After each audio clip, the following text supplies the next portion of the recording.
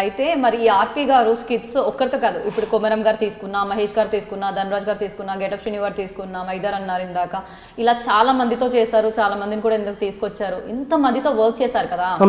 ఇందులో మీకు బాగా నచ్చిన కంటెస్టెంట్ ఎవరు? ఐ మీన్ పార్టిసిపెంట్ నా దగ్గర చేసిన వాళ్ళ మేడం. నాకు బాగా నచ్చిన టీం లీడర్ అయితే ధనరాజ్ అన్న. Team leader or team member? బాగా నచ్చిన టీం లీడర్ అంటే ధనరాజ్ అన్న. ఎందుకంటే అతను తీసుకునే లైన్లు కానీ, ఒక 10 నిమిషాల ముందు స్టేజ్ ఎక్కే ముందు అతను చేసే ఆ గారడీ కానీ, నువ్వేమైనా చెయ్యి, ఇది చేస్తావా, భలే ఉంది అని ఒక స్పాంటినిటీ ఇవ్వడం కానీ, 10 నిమిషాల ముందు నీకు ఇచ్చే ఫ్రీడమ్ కానీ, స్టేజ్ మీదకి ఎక్కిన తర్వాత తను టీం లీడర్ అన్న విషయం మర్చిపోయి ఏదైనా పర్లేదు స్కిట్ బాగుండాలనే గుణం యాజిటీజ్ నాకు తీసుకొచ్చి పెట్టింది అంతే. నేను కొన్ని స్కిట్లు మీకు సరిగ్గా కూడా కనబడను. నా కంటెస్టెంట్లు ముందు వెళ్ళిపోతూ ఉంటారు, పరిగెత్తుకుంటూ వెళ్తుంటారు, నా మీద పంచులు వేస్తుంటారు. నేను అది అలవర్చుకున్నాను. నేను అప్పట్లోనే యారా ధనరాజు అనేవాడిని స్కిట్లో. అది చాలామంది ఒప్పుకోరు, యారా ధనరాజు అని నాలాంటి కొత్త కంటెస్టెంట్ అంటే ఒప్పుకోరు. ఆ ఫ్రీడమే నాకు అదే అలవర్చుకొని నా బ్లడ్ గ్రూప్ అయిపోయి ఇప్పుడు నా కంటెస్టెంట్లు కూడా యారా ఆర్పి భయంకరమైన పంచులు పడుతుంటారు నా మీద. చాలామంది అంటారు వాళ్ళు అలా వేయించుకోబాగరా అంటే, వేయించుకున్నా పర్లేదు, వాళ్ళు మంచి స్థాయికి వెళ్తే చాలు నాకు, వాళ్ళు ప్రోమోల్లో వస్తున్నారంటే ఎంత వేయించుకున్నా ఇచ్చిండే ఇలా చెప్పగలగాలి కదా, చెప్పగలిగాడు. నాకు నచ్చిన కంటెస్టెంటే మేడం, బాగా నచ్చిన కంటెస్టెంటే.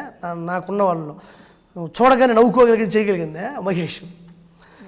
చూడగానే నవ్వు వచ్చేస్తుంది. ఆ తర్వాత వాడితో చేసే రిహార్సల్ బాగుంటుంది మహేష్తో. అంటే చూడగానే ఆడు రెవాటుగా సన్నగా ఉండడం, వాడి మీద మా రైటర్ రాజకుమార్ అని ఉంటాడు, ఆడికి మనుషులు ఏదైనా లోపాలు ఉంటే భయంకరంగా రాస్తాడు. ఒక స్కిట్లో డైలాగ్ ఉంటుంది, సాక్షాత్తు నటరాజు స్వామి అంటే నేను, ఆడు నటరాజు పెన్సిల్లో ఉండడు, ఆడు నటరాజు స్వామి అంట. నటరాజు పెన్సిల్ కూడా సన్నగా ఉంటుంది కదా.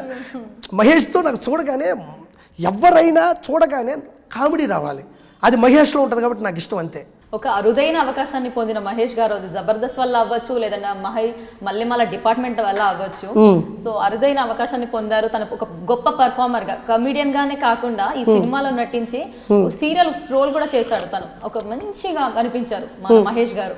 సో ఇప్పుడు మీరు చెప్పినట్టుగా ఫేవరెట్ కంటెస్టెంట్ కూడా మహేష్ గారే కాబట్టి, సో తన విజయాన్ని చూసి మీకు ఆనందం, ఎలాంటి ఆనందం పొందారు మీరు ఆ విజయాన్ని చూసి? తన రంగస్థలంలో చేసిన విజయం నాకు, తన రంగస్థలంలో చేసిన, జబర్దస్త్లో చేసిన పెద్ద తేడా అనిపించలేదు మేడం.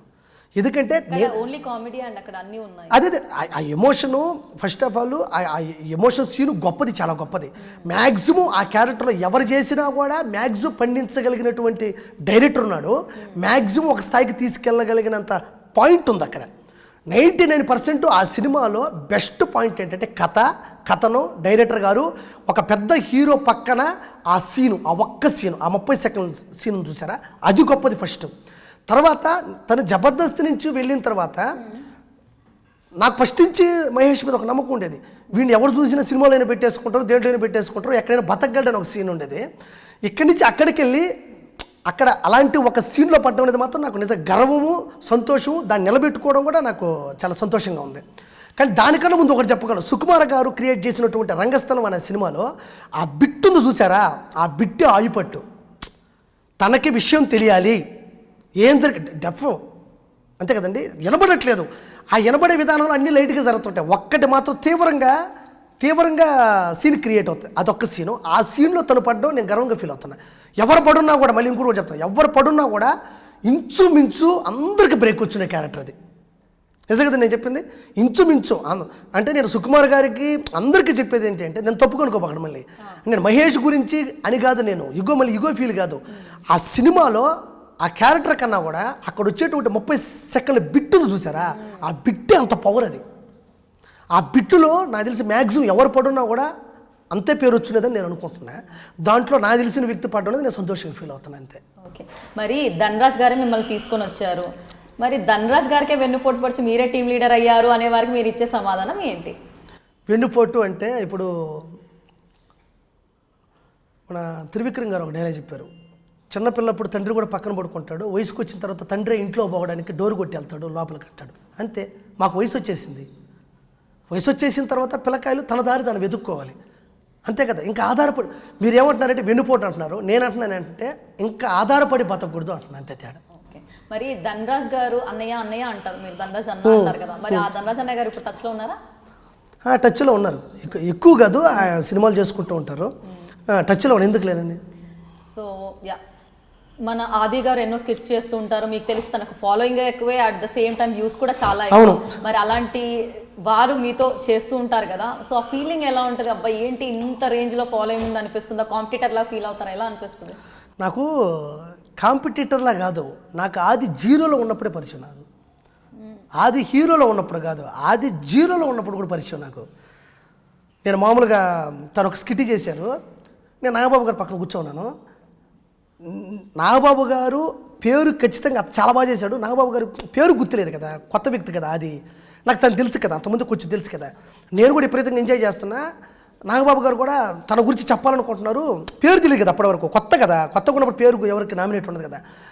తను బాగా అంటే సార్ ఆది సార్ అన్న, అది చాలా బాగా చేసావు నువ్వు అని. నీ పేరు మాత్రం ఇచ్చానమ్మో, నేను అది కాదు, మళ్ళీ సలహాలు కాదు.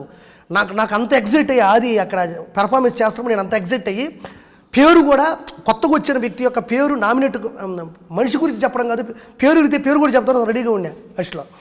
దాని తర్వాత నుంచి ఇద్దరం క్లోజ్, ఇద్దరం ఒకే ఇంట్లో ఉన్నాము, ఒకే ఇంట్లో పడుకున్నాము. తను ఒక హాస్టల్లో ఉండేవాడు, నేను ఒక రూమ్లో ఉండేవాళ్ళం. ఇద్దరు కలిసి పడుకునేవాళ్ళం, కలిసి మాట్లాడుకునేవాళ్ళం.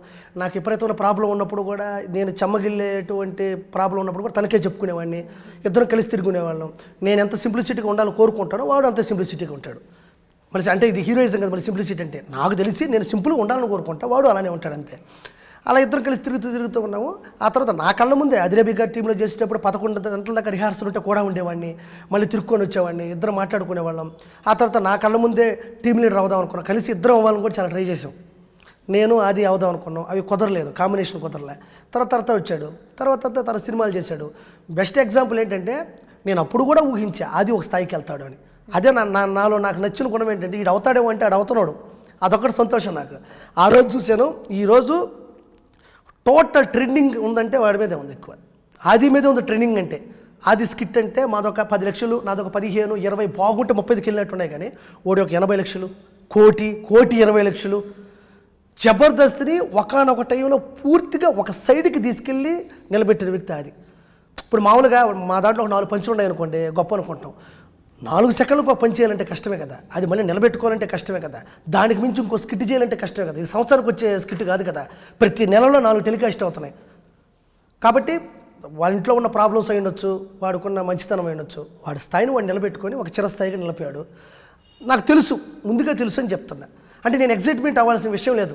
ఇప్పుడు ఉన్న పలంగా చిరంజీవి గారిని చూస్తే ఎగ్జైట్మెంట్ అవుతాం. చిరంజీవి గారిని ఫస్ట్ తెలుసు, చిరంజీవి గారిని మీరు చెలిమి చేస్తూ వస్తున్నారంటే ఎగ్జైట్ అవ్వరు మీరు.